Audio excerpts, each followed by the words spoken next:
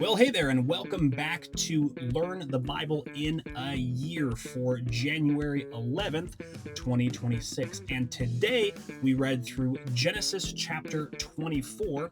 We also read Matthew chapter 9, verses 14 through 38. And we also read Psalms chapter 8. Well, without wasting any time, let's jump into today's recap. We start in Genesis chapter 24. Now, Genesis chapter 24 is quite a long chapter. That's why we're only reading one chapter in Genesis today. So let's jump right into it. Abraham is old.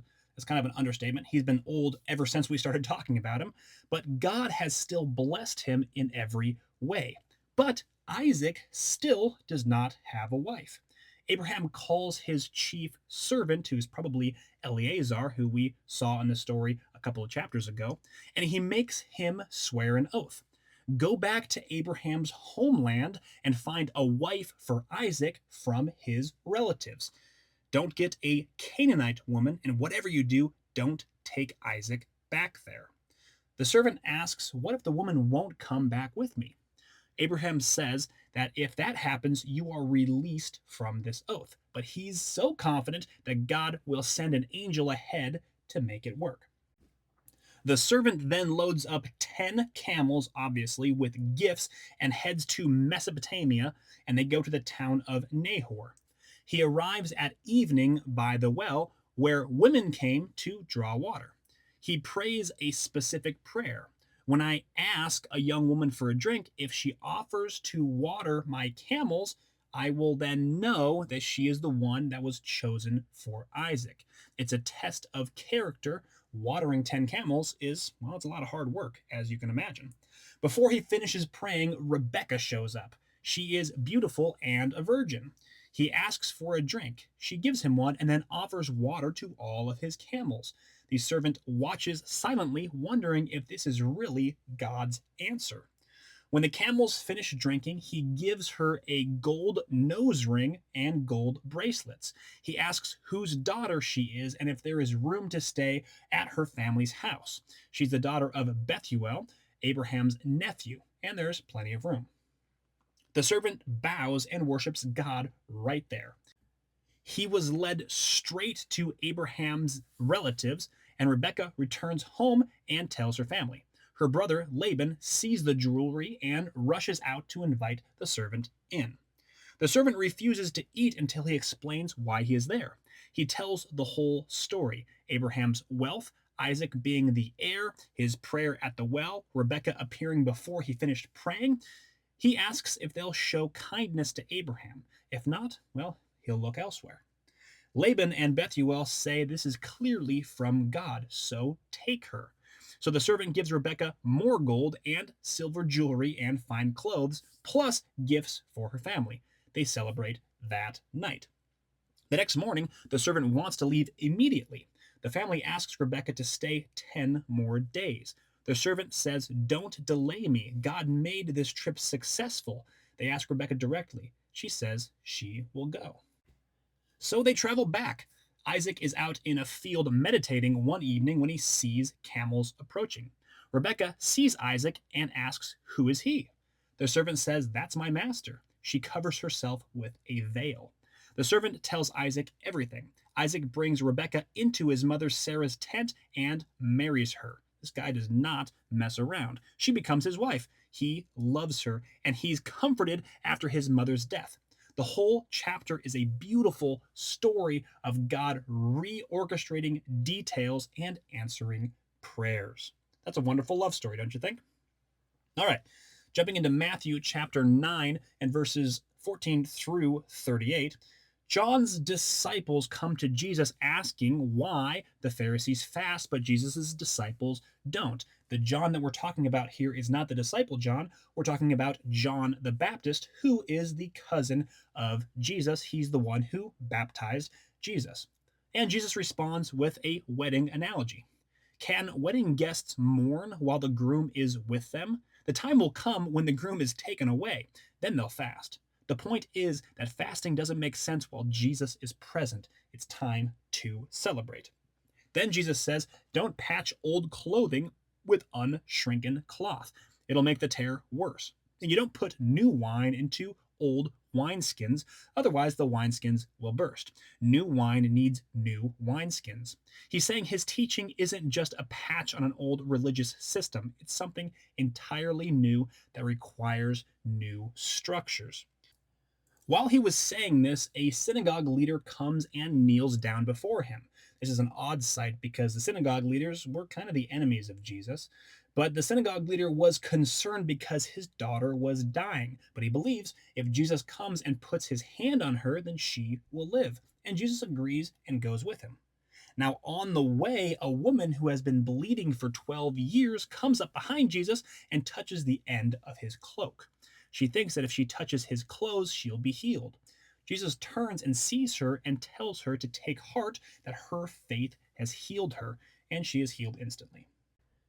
Now, Jesus finally gets to the synagogue leader's house, and Jesus sees a noisy crowd with flute players. This is a mourning ceremony, which was actually a very common practice in that day and age. But Jesus tells them to go away because the girl isn't dead. She's just asleep. They laughed at him. After the crowd was put outside, Jesus goes in, takes her hand, and she gets up. And news is spread throughout the entire region. Later, two blind men follow Jesus, calling out for mercy. And Jesus asks them if they believe that he can heal them, and they say yes. So he touches their eyes and says, according to your faith, let it be done. And their sight is restored. Now, Jesus tells them not to tell this event to anyone, but they tell everyone anyways. And a demon-possessed man who can't speak is brought to Jesus. Jesus drives out the demon, and the man speaks. And the crowd, of course, is amazed, saying they've seen nothing like this in all of Israel.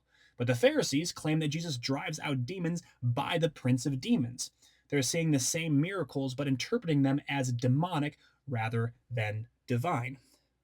I do a whole video on this topic on how this is the stupidest argument in the entire Bible. Jesus, of course, corrects these Pharisees by saying a house against itself cannot stand. Satan against Satan doesn't make any sense. And the Pharisees have nothing to say about that.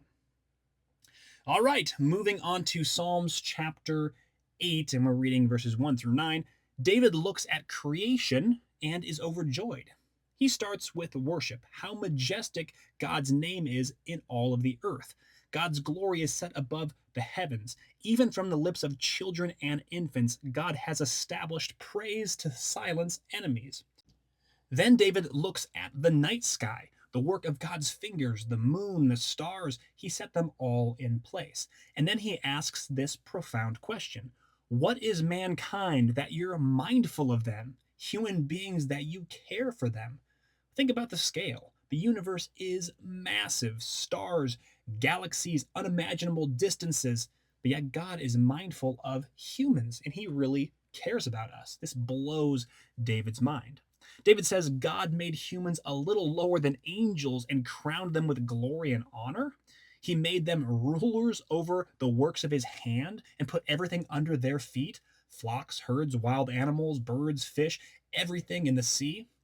This is calling back to Genesis 1, where humans were made in God's image and given dominion over creation. Despite how small we are compared to the universe, we have dignity, purpose, and authority, and we're not insignificant. And the point that David's making here is that the only reason why we are not insignificant is because God is so great. He loves us, not because we earned his love, but because it's in his nature to love us. What a wonderful thing.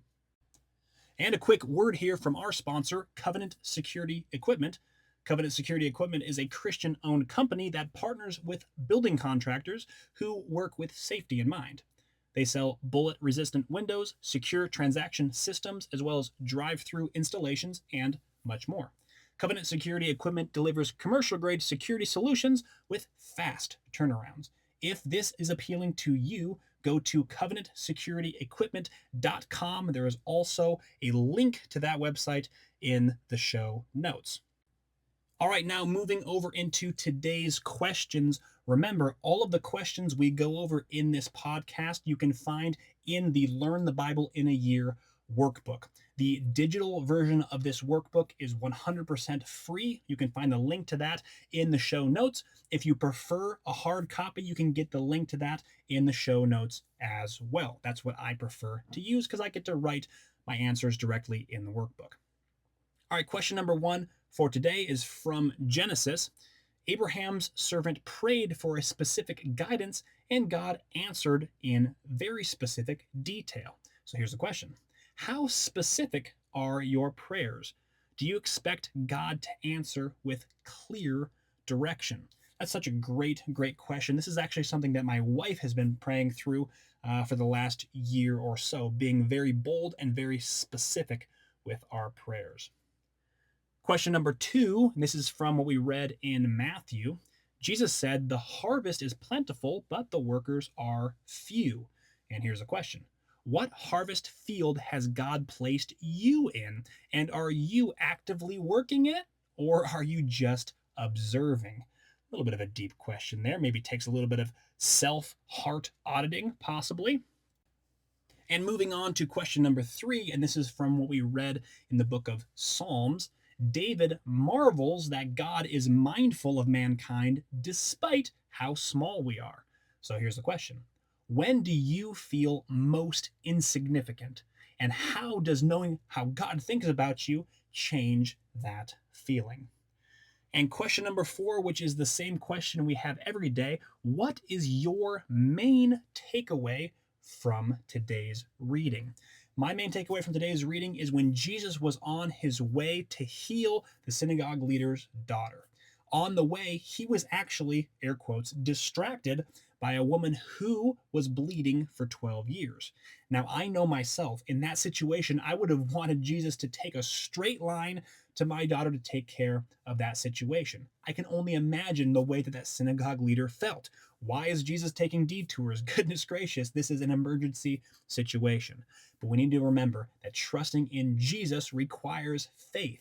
Even if the means by which Jesus works in our life is not a straight line, that's still the path that he's carved for us. So we can take hope in that.